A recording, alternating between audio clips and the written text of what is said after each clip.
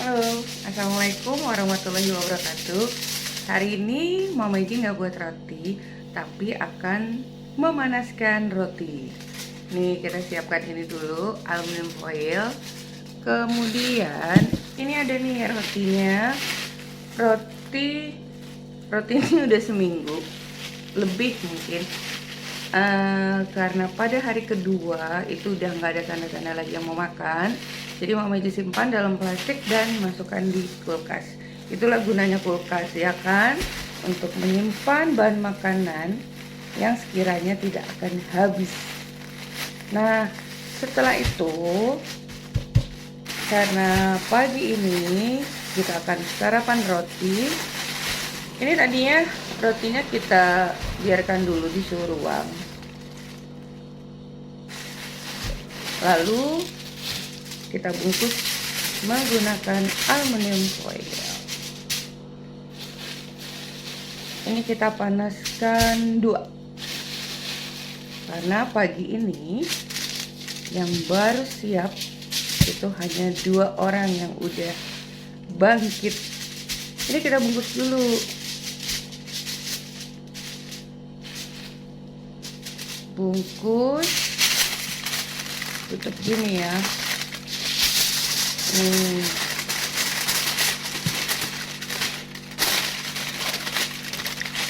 potong gini aja. Dan akan kita biarkan dulu di suhu ruang. Ini masih dingin rotinya. Nih, seperti ini. Ini kita dibiarin dulu nih di suhu ruang ya. Nanti kelanjutannya kita akan lanjutkan. Nah, sekarang Mama Iji udah siapkan teh. Selamat minum teh. Udah sarapan?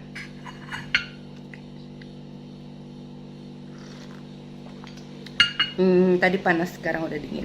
Nah, hari ini Mama Iji akan berbincang sedikit tentang permasalahan dalam pengolahan roti.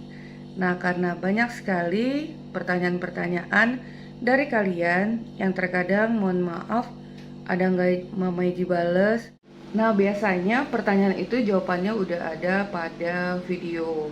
Tapi mungkin kalian tidak teliti atau mungkin terlompati ya. Sambil menunggu roti ini berada pada suhu ruang, kita membahas sedikit tentang roti sesuai dengan pengetahuan Mama Iji ya. Tapi mungkin setiap orang itu punya cara dan gayanya masing-masing ya.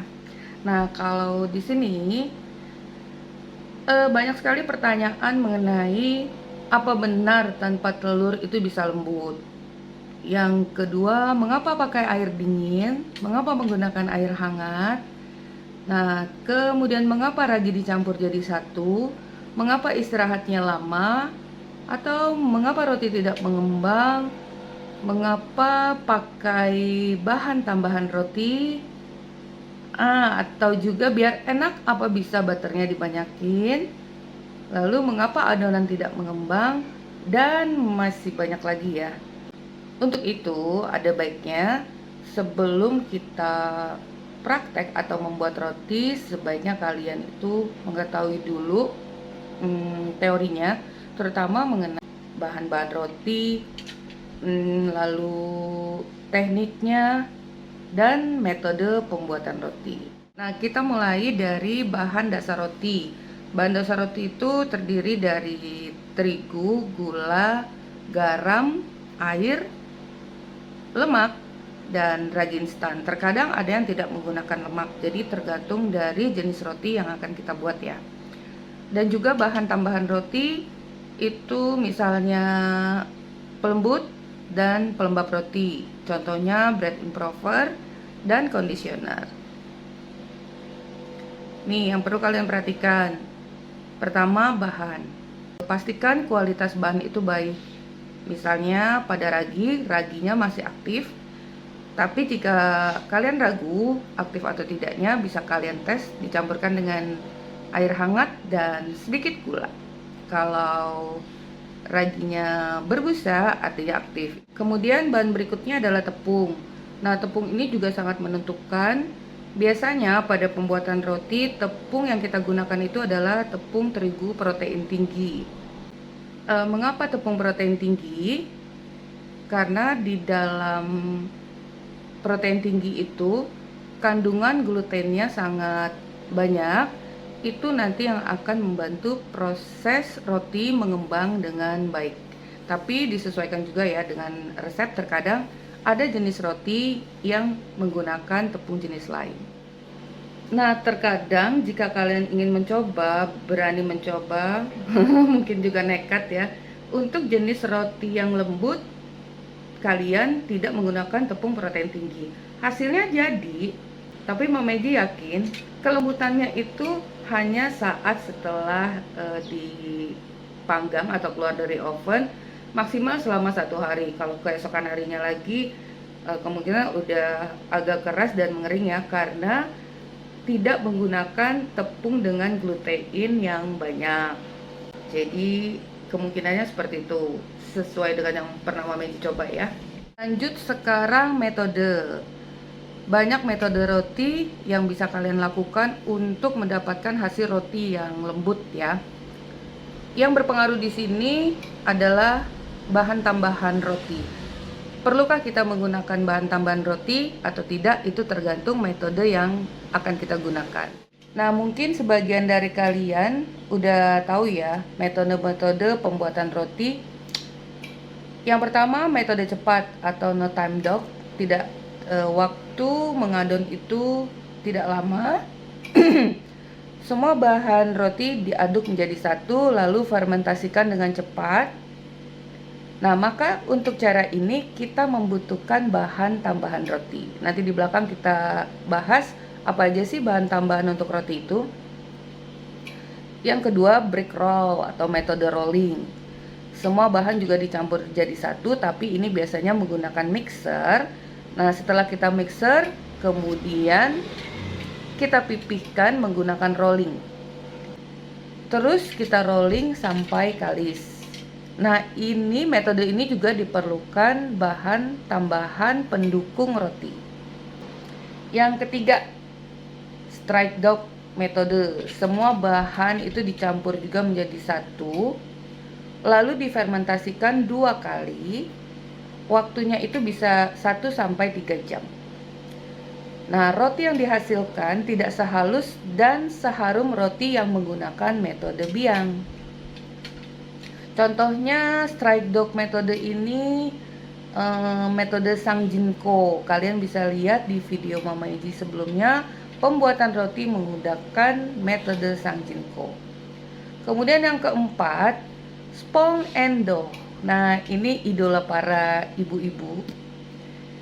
Mereka paling suka sekali menggunakan metode ini karena pembuatan roti ini hasilnya sangat lembut ya, sangat lembut banget. Ini juga bisa digunakan untuk metode donat, adonan donat. Nah, pembuatan roti dengan 2 kali pencampuran, terdiri dari 2 bahan utama dan bahan biang. Waktu fermentasinya 3-6 jam. Semakin lama itu semakin lembut. Tapi lamanya itu juga sesuai dengan metode lagi yang kalian gunakan ya. Setiap metode itu waktunya berbeda. Untuk spong and dough ini, roti yang dihasilkan itu halus, lembut, dan harum. Nah, lanjut yang kelima, killer soft bread. Metode ini juga satu metode mencampurkan semua bahan, kemudian hanya dengan 1 kali fermentasi, waktunya 2 jam. Jadi ini juga pas banget ya kalau killer soft bread ini tanpa ulen. Nah, lanjut lagi sekarang metode roti dengan menggunakan biang. itu banyak lagi, terbagi lagi. Kalau kalian ikutin video Mama sebelumnya, itu udah dibahas, dicontohkan, ada tutorialnya dengan hasil rotinya ya. Metode biang itu misalnya Yudane, Waterworks atau Tangzong, kemudian Biga dan Pulis. Nah, ini udah ada semua di video Momeji. Kalian bisa cek-cek. Udah itu. Kemudian metode pembuatan roti ini tergantung dari jenis roti yang akan kita buat. Kan roti itu ada roti lembut, roti yang keras tapi enak ya, enggak bukan keras karena gagal. Yang pertama, jenis roti manis dan lembut biasanya digunakan metode biang, strike dog metode atau sangjinko. Itu bisa untuk roti jenisnya yang lembut. Kemudian jenis roti yang keras atau roti klasik atau country bread atau roti-roti Eropa yang biasanya untuk sarapan ya atau makanan pembuka, itu digunakan metode cepat. Dan juga killer soft bread bisa kita gunakan agar roti itu nggak terlalu kering. Jadi disesuaikan dengan cita rasa selera Indonesia. Sekarang kita ke teknik. Nah, jadi metode dengan teknik itu menurut Momeji berbeda ya. Kalau metode apa yang kalian gunakan, teknik itu cara pencampuran adonan, tekniknya seperti apa gitu ya. Yang pertama menggunakan mixer, itu udah jelas. Menggunakan mixer hasilnya sempurna karena adonannya itu terlihat pasti halus dan tercampur dengan baik ya, karena menggunakan tenaga mesin. Yang kedua tanpa ulen. Momeji paling suka banget ini tanpa ulen. Tanpa ulen ini sangat ekonomis, santai, menghemat tenaga, dan menghemat biaya dan listrik. Yang ketiga ulen manual. Nah, ini kalau lagi gabut ya, kalian bisa aja ulen aja terus manual. Insya Allah semua persoalan hilang. Karena dengan meremas itu kita menyalurkan energi yang negatif menjadi positif. Jadi rotinya itu jadi halus ya. Nah, penggunaan jenis air hangat dan dingin juga mempengaruhi pada teknik ulen ini. Jadi kalau kita menggunakan mixer, enter dulu. Kapan sih kita menggunakan air panas? Bukan air panas, air hangat ataupun air dingin. Air hangat tuh suam-suam kuku gitu ya. Nah, jika kita menggunakan mixer, sebaiknya kalian gunakan air dingin. Mengapa? Saat besi atau alat mixer itu mengadon adonan roti, kan memerlukan waktu. Dengan waktu yang kurang lebih 10-15 menit sesuai dengan mixer kalian masing-masing. Nah, sepanjang waktu itu dari alat itu kan akan mengeluarkan panas dong, hangat gitu ya. Nah, itulah yang menyebabkan roti kita hasilnya tidak baik, kemungkinan bantet, karena panas yang dikeluarkan itu ditambah dengan air yang tidak sesuai. Tapi jika kalian masukkan air dingin, itu akan menetralisir udara panas yang disebarkan ke dalam adonan. Jadi seperti itu, bisa dipahami ya. Menggunakan mixer, sebaiknya gunakan air dingin. Yang kedua, kalau kita menguleni dengan tenaga, dengan perasaan sayang, cinta, itu kalian gunakan air apa? Air suhu ruang. Jadi agak lebih netral. Dengan tenaga yang kita keluarkan itu hangat-hangat aja, nggak panas. Kita gunakan air suhu ruang. Nah, kapan kita menggunakan air hangat? Jika kalian tanpa ulen. Ini paling idola banget, Momeji paling suka proses pembuatan adonan tanpa ulen, karena air hangat ini nanti yang akan membantu proses pengembangan ragi dan adonan itu menjadi lebih baik. Kan kita nggak megang-megang tuh, nggak nyentuh-nyentuh, jadi tidak ada panas yang tersalur di dalam adonan. Jadi saat fermentasi bercampur dengan air yang hangat, itu insya Allah hasilnya juga sama dengan menggunakan mixer ataupun di ulen. Nah, di situ ya penggunaan air. Nah, lanjut sekarang Penggunaan bahan pendukung roti. Bahan pendukung roti itu yang biasanya buatan pabrik, bread improver ataupun conditioner. Sekarang kita bahas dulu ke penggunaan bahan pendukung roti. Yang pertama itu bread improver. Berfungsi untuk mempercepat proses pengembangan roti dan memperkuat kadar gluten, meningkatkan cita rasa, melembutkan roti dalam jangka waktu yang lama. Umumnya digunakan pada setiap industri roti. Nah, kalau kalian jajan roti-roti di bakery atau di luaran, itu pasti semuanya menggunakan bread improver karena agar umur roti itu agak panjang ya. Contoh bread improver itu Bakerin Plus, Bakerin Bonus, Compact, Lecithin 500. Jadi banyak, kalian bisa googling aja macam-macam bread improver. Yang sering Mama Eji gunakan itu Bakerin Plus ya. Dan penggunaan bread improver ini tidak banyak, biasanya hanya 1-2% dari total tepung yang kita buat atau kita olah. Nanti penggunaan bahan ini bisa kalian lihat pada bagian belakang kemasan. Yang kedua, conditioner. Conditioner atau bread softener ini digunakan untuk mengempukkan, menghaluskan, dan melembabkan. Namanya juga conditioner ya, agar roti itu tetap lembab, tidak kering. Contohnya, ini biasanya Mama Eji menggunakan Ibis Blue. Selain Ibis Blue itu Bakom A100, IF100, banyak juga produk-produknya ya. Nah, penggunaan bahan-bahan ini itu akan memperpanjang umur roti itu sampai 5-6 hari. Jadi memang sering digunakan oleh industri yang besar juga pastinya ya. Nah, penggunaan bahan penambah roti ini aman, udah lolos BPOM biasanya dan MUI, juga halal ya.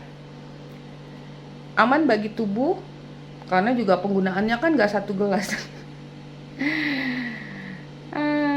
Jadi kalian jangan salah kaprah penggunaan seperti baking powder, baking soda, SP, atau bahan tambahan lainnya.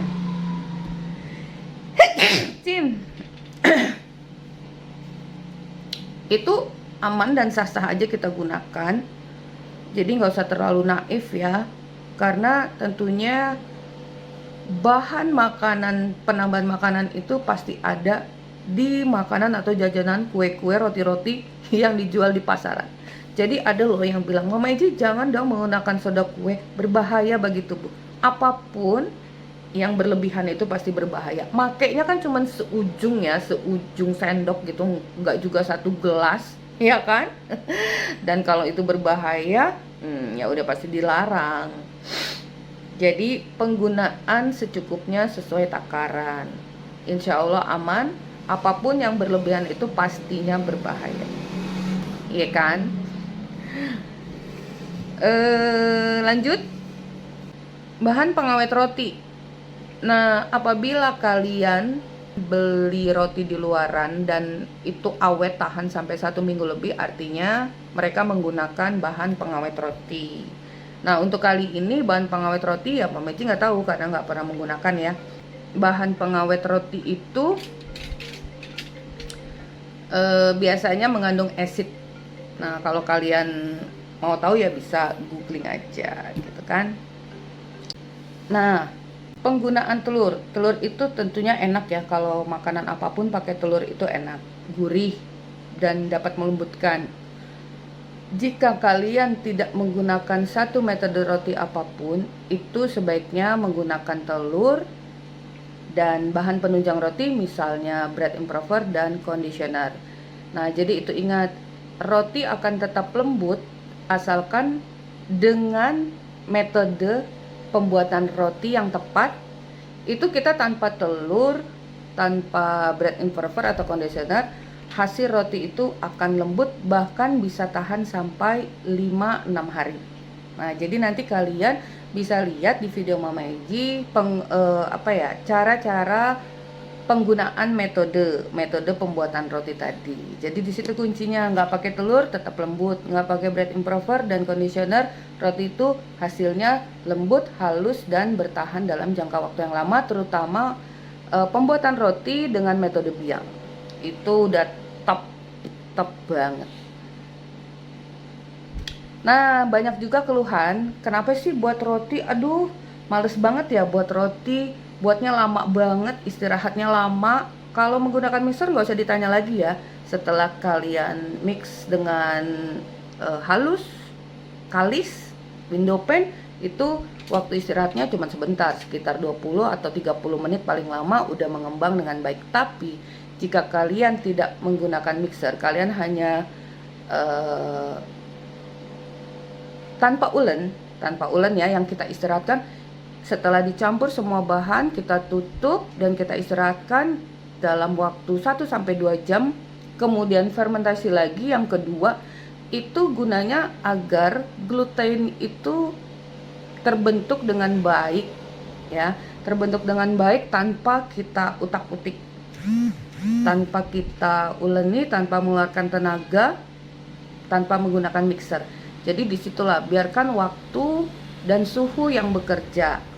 Nah, seperti itu, makanya mengapa pembuatan roti tanpa ulen itu memang memakan jangka waktu yang agak lebih lama.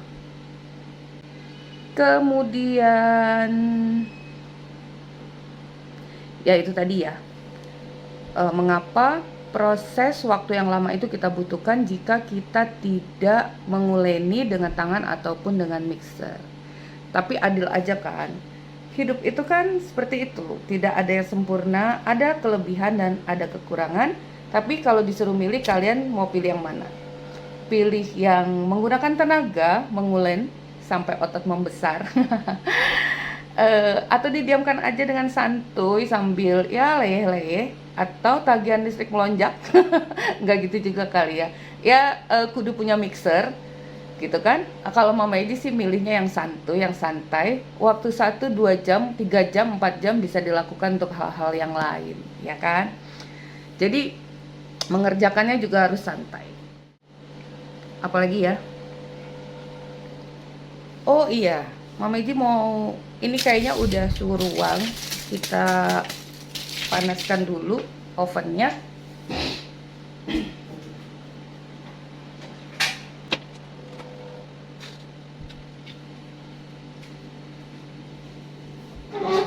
Nah, itu lanjut ya, ovennya kita panaskan dulu 170 derajat Celcius 10 menit.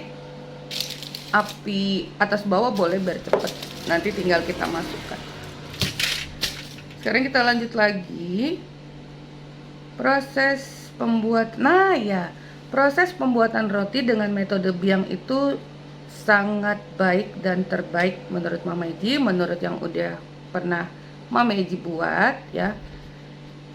Yang pasti itu hasilnya akan lembut, lembab, halus, dan awet sampai 5-6 hari dalam wadah yang tertutup tanpa menggunakan telur atau tambahan bahan penguat roti seperti bread improver dan conditioner tadi. Itu penting banget. Bukan penting. Kalau kalian masih sangsi, bisa dicoba. Itu benar, sangat rekomen pembuatan roti dengan metode biang. Kemudian apalagi? Nah, ini penting. Dalam proses pengembangan roti, ada satu hal yang penting yang harus kalian ingat juga.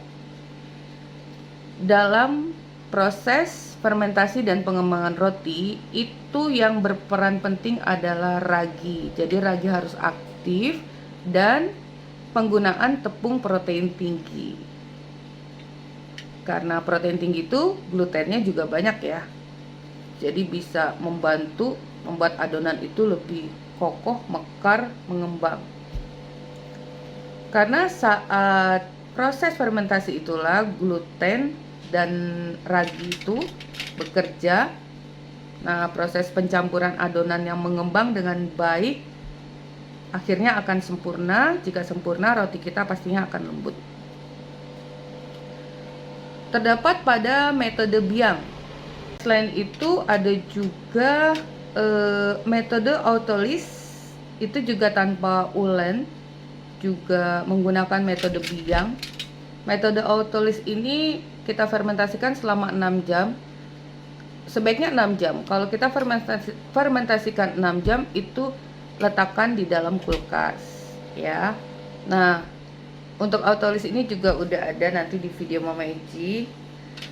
Jadi tanpa ulen juga kita diamkan selama 6 jam di dalam kulkas. Jadi fermentasi dengan udara dingin.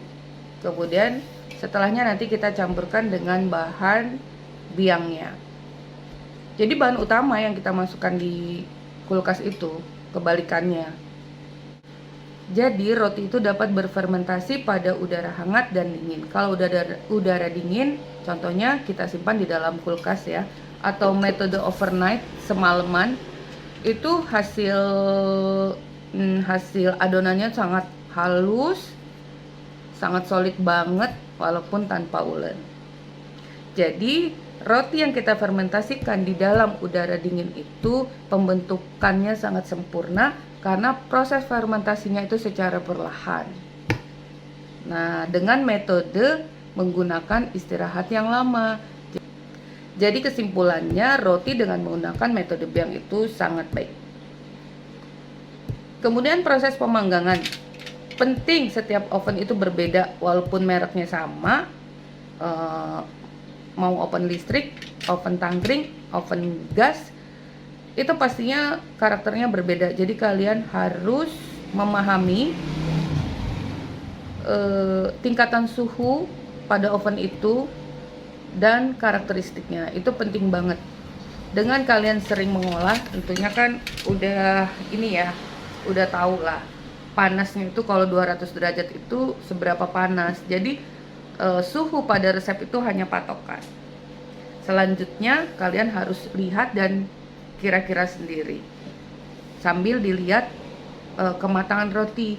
Nah, 1 kali pembuatan 3 kali kalian harus sudah bisa menandai, oh kalau 200 itu sekitar segini nih kalau menggunakan oven saya. Kalau tepat ya alhamdulillah, tapi biasanya masing-masing oven itu berbeda. Itu yang perlu kalian ingat, karena terlalu lama membakar roti atau memanggang dengan suhu yang rendah, misalnya 150, tapi akhirnya jangka waktunya lama, membuat roti kalian keras atau bagian bawahnya menebal, pastinya keras. Terlalu cepat membakar dengan suhu yang tinggi, nah, misalnya bakarnya 15 menit aja atau 10 menit tapi suhunya langsung 200 derajat Celcius, itu bagian dalamnya nggak akan mateng.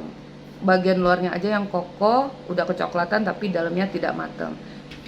Yang pasti kalian harus sesuaikan juga dengan resep waktunya berapa lama sesuai dengan jenis roti yang kita buat. Karena roti manis, roti tawar, atau roti yang jenis yang keras itu waktu pemanggangannya berbeda. Juga untuk besar kecilnya roti. Biasanya kalau roti manis itu 20 sampai 25 derajat Celcius. Bukan, 20 sampai 25 menit. Kalau roti tawar itu 30 sampai 35 menit, biasanya seperti itu. Jadi pintar-pintar kalian ya memahami oven masing-masing. Ini udah panas kali ya. Sekarang kita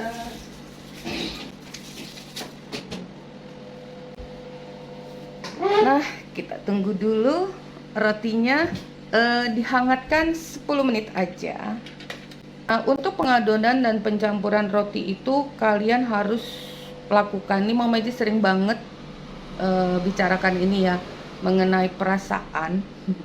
Jadi kalian dalam menguleni roti itu harus pakai feeling, harus pakai perasaan, kelembutan, sentuhan dalam mengadon roti.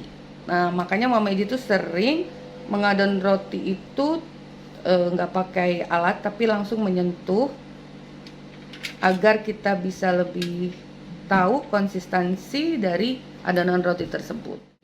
Nah, jika kalian merasa adonan itu terlalu lunak di luar nalar, kecuali ada instruksi ya, pada resep memang jenis roti ini sangat lunak. Jika kalian merasakan terlalu lunak, kalian bisa tambahkan aja dengan sedikit tepung terigu. Itu pun penambahannya sedikit aja ya, sampai terasa perasaan kalian tuh merasa nyaman. Nyamannya dengan wajar, bahwa pembentukannya itu udah baik. Tapi jika adonan terlalu keras, kalian bisa tambahkan dengan cairan. Ini kalau kita mengulat dengan tangan cukup memakan tenaga ya. Kalau menggunakan mixer juga mudah. Untuk itu masukkan air itu secara bertahap atau tidak langsung seluruhnya. Karena setiap kelembapan tepung itu pasti berbeda, ya kan? Apakah tepung itu masih baru atau setengah baru, atau jika kita beda pulau ya kan, pastinya akan sedikit berbeda. Jadi itu perlu diingat juga. Nah, kembali ke pemanggangan roti. Jika panggangan kalian itu tidak sempurna, itu roti lebih mudah berjamur karena proses pematangannya yang tidak sempurna tadi. Jadi nggak bisa awet ya. Mengenai pencampuran ragi secara bersamaan dengan garam atau bahan lain itu nggak masalah, karena ragi asalkan nggak langsung kalian tumpuk. Ragi kalian masukkan ke dalam tepung udah bercampur terpisah oleh butiran-butiran tepung. Jadi nggak masalah asalkan raginya aktif. Kemudian penggunaan lemak atau margarin atau butter atau mentega itu juga nggak boleh berlebihan. Penggunaan lemak dan gula itu akan membunuh ragi. Jadi ya kembali lagi sebaiknya ikuti petunjuk resep juga mengenai bahan-bahan yang udah tertera. Jika kalian ingin menggantinya dengan bahan lain, itu mungkin bisa aja tapi resiko ditanggung sendiri, ya kan? Apalagi ya, mungkin itu aja yang Mama Iji ingat. Intinya membuat roti itu harus dengan perasaan, dengan feeling, karena kembali lagi proses pengulenan itu dan hasil yang akan didapat itu sesuai dengan perasaan kalian sendiri. Resep itu hanya petunjuk, keberhasilan dan kegagalan itu ada pada diri kalian sendiri. Dan ingat satu lagi, yang tahu kegagalan itu sebenarnya dari kalian. Kita loh ya, beda tempat, beda ruangan, tiba-tiba kalian, mengapa ini gagal, mengapa itu gagal, padahal tutorial dan penjelasannya itu sudah ada semua di dalam video. Nah, mana Mama Iji tahu juga ya, karena tutorial dan hasil itu kan udah terlihat. Udah mateng. Kita keluarkan dulu ya.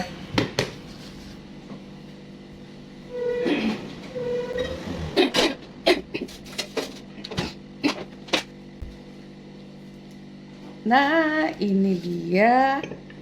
Udah masih panas, masih panas anget. Kita lanjut aja. Kita taruhin dulu untuk penyangga.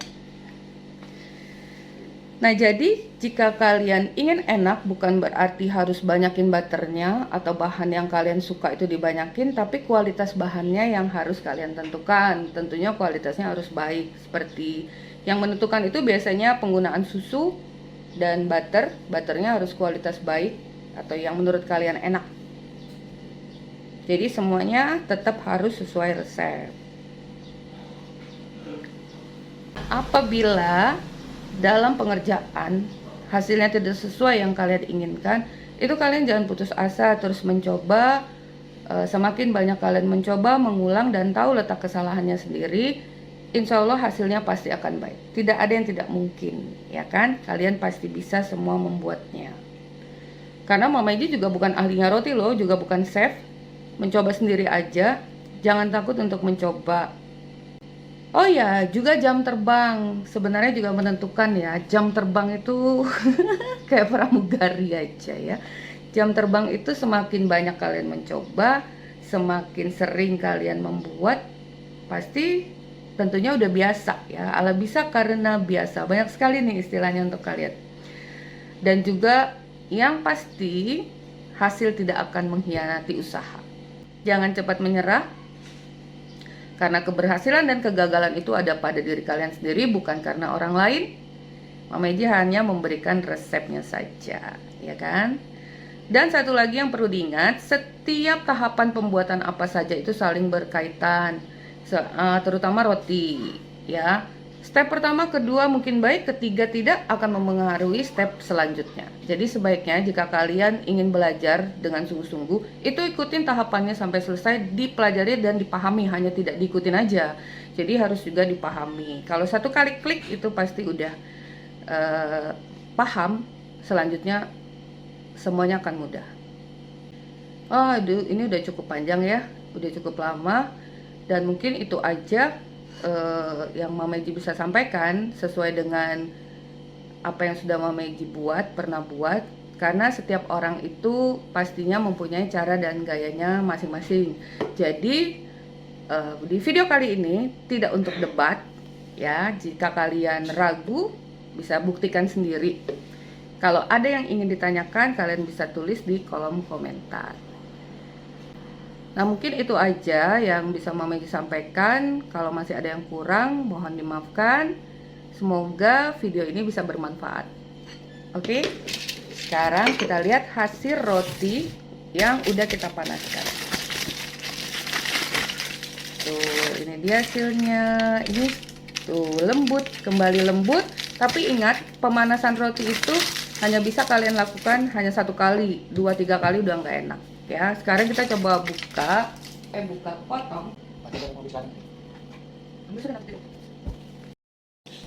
Sekarang kita coba potong. Kalian bisa lihat dalamnya. Ini jenis roti burger. Jadi tekstur dan kelembutannya itu emang berbeda. Tapi tetap lembut. Tetap lembut kan? Oke, sekarang waktunya kita sarapan. Sampai di sini dulu sampai di sini dulu pertemuan kita hari ini. Semoga bermanfaat. Bertemu lagi di resep Mama Eji berikutnya. Thank you for being with me today. Assalamualaikum warahmatullahi wabarakatuh. Bye bye.